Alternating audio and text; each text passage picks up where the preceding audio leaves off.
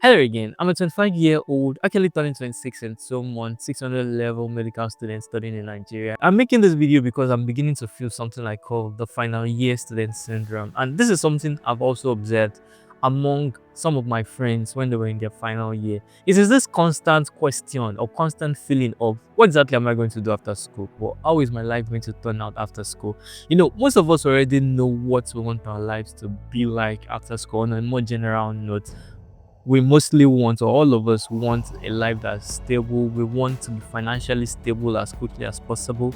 We want a life that is fulfilling. We want a career where we can feel we are making real impact, and a career that also takes care of us. But when you look at the situation of things, especially as a Nigerian, when you look at the situation of the country, when you look at people that are already in the real world, that studied the course you're studying in school, and the economy and everything around you, then it makes you wonder. It probably makes you more nervous that, oh, am I going to actually get this life I've always dreamed of?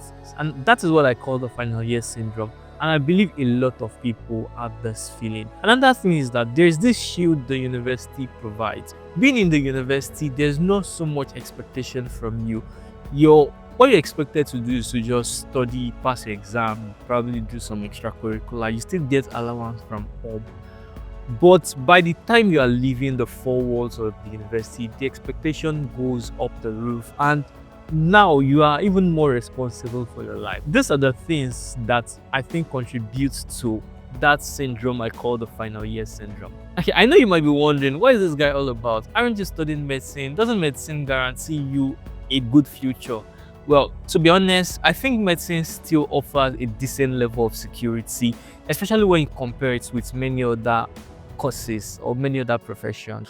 But the reality is that medicine today is not the way it used to be in Nigeria. First of all, everyone knows the situation of things in the country, and this is affecting everybody. It is not just limited to a set of people. Now, when you listen to doctors, you hear them complaining very bitterly about the system, about medical practice. It is sad to see people frustrated at their jobs, and I think a lot of doctors are actually really frustrated. There's one thing I think might be a big disadvantage. Medicine is something, it's a profession that takes a lot of your life and a lot of your time. For such a career, for such a profession, I think it's just fair for this to take good care of you, and you should not have to worry so much about money, because you have a full-time job that takes a lot of your life, and you don't have that luxury of time to do side hustle. But that is not exactly the case these days. Doctors are looking for side hustles to make up for the money the medicine they are doing as a main hustle doesn't provide, which is disadvantage because they don't have enough time for that side hustle. But there are a lot of nuances to this. When I listen to some of my lecturers talk about their own time in medical school, at the time medicine seemed to be just enough. A lot of them, I've heard them talk, and it seemed like all they had to focus on while they were in school was just study medicine, do well in their exams, finish, do house job, do residency in Nigeria. A lot of them were not even thinking of going abroad. But that's not the case now. The case now is that residency in Nigeria, that used to be like what many people are dreaming to do, is now something most people run away from, which is very sad, because at the end of the day, it is the Nigerians, the people of Nigeria, that bear the most brunt of it. And now it's sad that when a set finishes school, the people we celebrate the most are the people that find the opportunity to travel out of the country to practice elsewhere. All this, I'm very sad. I've said sad like 10 times in this video. Anyways, this video is not about the healthcare system in Nigeria, but about me. But I'm just giving you the context to why a lot of medical students, not just medical students, why a lot of us, just like many other students, still have the question of what exactly am I going to do to have a soft landing by the time I get into the world out there.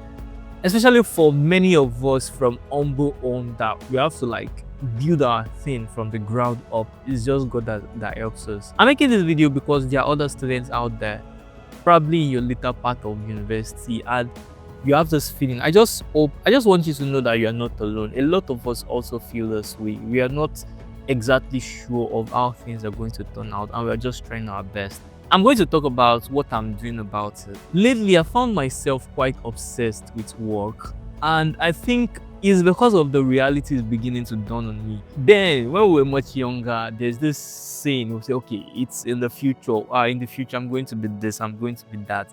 That future we always talked about is now. And now is not exactly looking like the future we've always dreamed of, which is like a strong motivation to always be up and doing. I'm almost always all about work lately.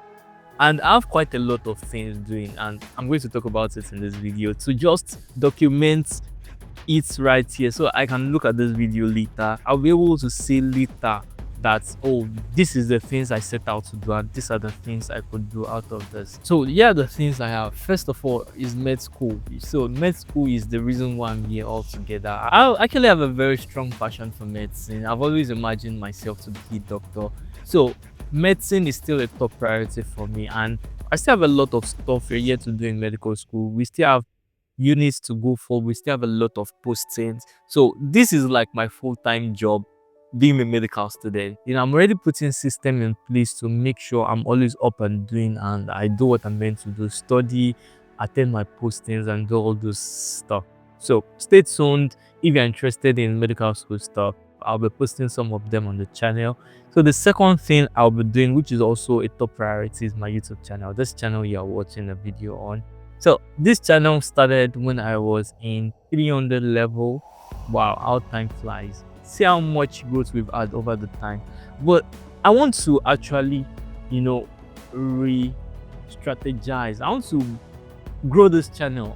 Like this year, I'm going to hit 100,000 subscribers. I said it, and I really think it's going to happen, and I'm going to work towards it. And this time I'm doing a data-backed approach. Like, I'm not just doing stuff randomly. I'm planning and actually executing stuff. I'm going to try my best to get this channel that I pray God helps me. You can also help us get closer by clicking on the subscribe button. The third thing I'm doing is a startup.